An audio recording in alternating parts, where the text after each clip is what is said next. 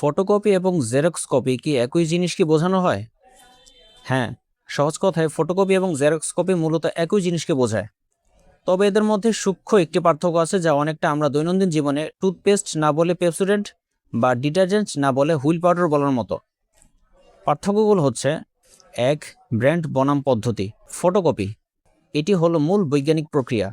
কোনো কাগজের প্রতিলিপি তৈরি করার সাধারণ নাম হলো ফটোকপি। জেরক্স এটি আসলে একটি বিখ্যাত আমেরিকান কোম্পানির নাম। কোম্পানিটির নাম হচ্ছে জেরক্স হোল্ডিং কর্পোরেশন। তারাই প্রথম বাণিজ্যিকভাবে ফটোকপি মেশিন তৈরি করেছিল। Of this page from a book. That's Xerox 914. ২. সাধারণ ব্যবহার।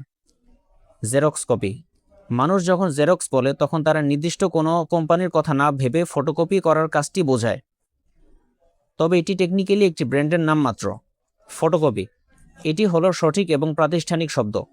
আপনি যদি জেরক্স কোম্পানির মেশিন ছাড়া অন্য কোনো ব্র্যান্ডের যেমন ক্যানন, এইচপি বা তোশিবা মেশিন দিয়ে কপি করেন, তবে সেটাকে কেবল ফটোকপি বলেই যুক্তিযুক্ত। একটি মজার তথ্য হচ্ছে, জেরক্স কোম্পানি একসময় তাদের ব্র্যান্ডের নাম বাঁচাতে প্রচার চালিয়েছিল যে জেরক্স কোনো কাগজ বা ক্রিয়াপদ নয়, এটি একটি কোম্পানির নাম।